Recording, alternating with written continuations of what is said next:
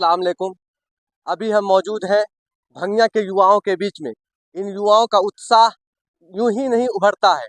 आप आज हम लोग रिपब्लिक डे के नाम से मनाते हैं, यानी 26 जनवरी के नाम से मनाते हैं। उसी 26 जनवरी को, यानी जो शहीद हुए उनको याद करने के लिए, जिन्होंने इस देश के संविधान को बनाने में अपना योगदान दिए हैं, उनको याद करने के लिए भंगिया के नौजवान यहाँ पर एक झंडा तोलन किए हैं तकरीबन 8:30 बजे के आसपास। और अभी ये लोग सब यहाँ पर हमारे साथ मौजूद है। और भंगिया गांव से सियासत में भी दिलचस्पी रखने वाले एक शख्स जो किसी परिचय के मोहताज नहीं है, अब्दुल रज़ाक साहब, वो भी हमारे बीच में ही उपस्थित है। वो भी भंगिया से है और भंगिया के युवाओं के बीच में हौसला बढ़ाते हुए हैं। तो सबसे पहले हम लिए चलते हैं उन्हीं के पास में, जो हमारे पंचायत के मुखिया प्रत्याशी भी हैं और भंगिया के युवाओं की सरपरस्ती भी करते हैं। तो सबसे पहले आपका स्वागत है मुखिया जी।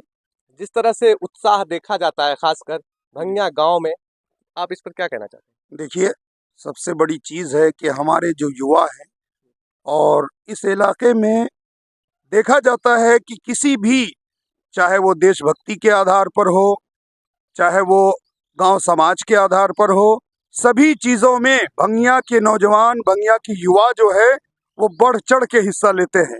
सबसे बड़ी चीज़ है, आज 26 जनवरी है और हम लोग बहुत उत्साहपूर्वक झंडा फहराए हैं।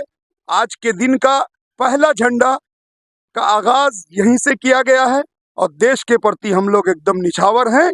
पूरे हिंदुस्तान को ये आवाज़ पहुंचनी चाहिए कि हम जिस देश में रहते हैं उस देश के लिए जीना मरना ही हमारा सबसे बड़ा कर्तव्य है।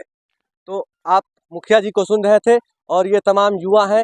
थोड़ा सा एक करके दिखा दीजिएगा और हम आपको लिए चलते हैं उन शख्स के पास में जो इस देश के आज़ादी से लेकर के इस देश को आज़ाद कराने तक अपने जान का नजराना कभी रोका नहीं, कुर्बानी देने से कभी पीछे नहीं हटा, न कि हिंदुस्तान के आज़ादी में अपनी कभी पाँव पीछे किया, और जिनका नाम उलमा में आता है। तो हमारे साथ हमारे जामे मस्जिद भंगिया के इमाम साहब हैं। तो इमाम साहब, सबसे पहले आपका स्वागत है। और जिस तरह से उलमाओं ने देश के आज़ादी में कुर्बानी दी, देश को आज़ाद कराया, लेकिन कहीं ना कहीं आज के दिन में उनको भुलाने की कोशिश की जा रही है, उसके इतिहास को मिटाने की कोशिश की जा रही है। उस पर आप क्या कहना चाहते हैं?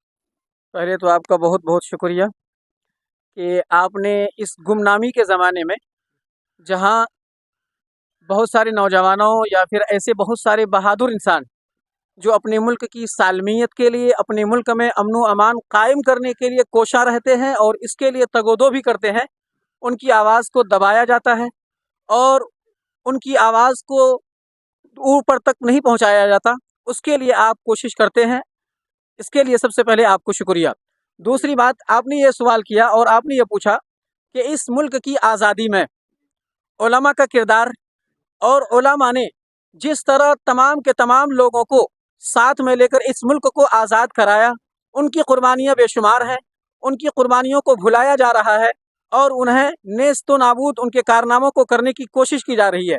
तो ऐसे वक्त में हम सब की जिम्मेदारी बनती है कि हम अपने मुल्क से मोहब्बत तो करते ही हैं और अपने मुल्क के वफादार हैं ही हैं, उसके साथ साथ हमें ज़रूरत इस बात की है कि अपने मुस्लिम उलमा के किरदार को हम जाहिर करें, सामने लाएं, लोगों को बताएं कि हमारे मुस्लिम उलमा और फिर हमारे कायदीन और बिरादर वतन के साथ मिलजुल कर हम सब ने जो मुल्क को आज़ाद कराया, उसमें कितनी कुर्बानियाँ मुसलमानों की रही है। मौलाना अबुल कलाम आज़ाद और इसी तरह शेखुल हिंद मौलाना महमूदुल हसन देवबंदी रहमतुल्लाह अलैह, मौलाना कासिम नानतवी रहमतुल्लाह अलैह, मौलाना उबैदुल्लाह सिंधी रहमतुल्लाह अलैह, मौलाना मुफ्ती किफ़ायतुल्लाह रहमतुल्लाह अलैह, और बेशुमार उलमा की फहरिस्त है।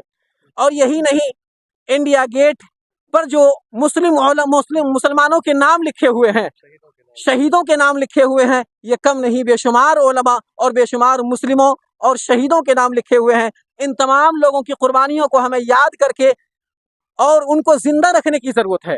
और आखिर में एक बात मैं ये कहूँगा कि हम सबको मिलजुल कर मुल्क में अमन व अमान को कायम रखने की पूरी कोशिश करनी है और बिरादर वतन को ये बताना है कि हम इस मुल्क के दुश्मन नहीं बल्कि इस मुल्क के बहीखा हैं और फिक्रमंद हैं।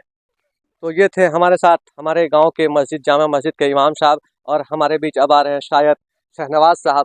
तो शहनवाज भाई, इस तरह का उत्साह, इस तरह का उम्मीद खासकर भंगिया के युवाओं में पहली बार देखने को मिला है। आप यूँ समझे, आज आप अपने दरवाजे पर भंगिया के युवाओं को एकत्रित करते हैं और झंडा फहराते हैं, इसका क्या मिशन है?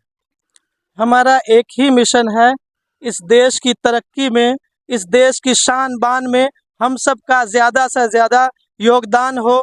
जहाँ भी इस देश की एक एक फर्द को जहाँ भी आवाज़ लगाया जाएगा हम लोग लब्बैक कहेंगे। और इसी के तहत 26 जनवरी आज मनाया गया है। हमारे दरवाजे पे मैं 26 जनवरी का पुरखुलूस मुबारकबाद पेश करता हूँ देशवासी को। और ये शेर है मेरा, मुलाहिज़ा फरमाएं। मंजिल की कामयाबी पे इतना तो ख्याल रखा जाए, मंजिल की कामयाबी पे इतना तो ख्याल रखा जाए, मिसाल के तौर पे सही मिसाल रखा जाए।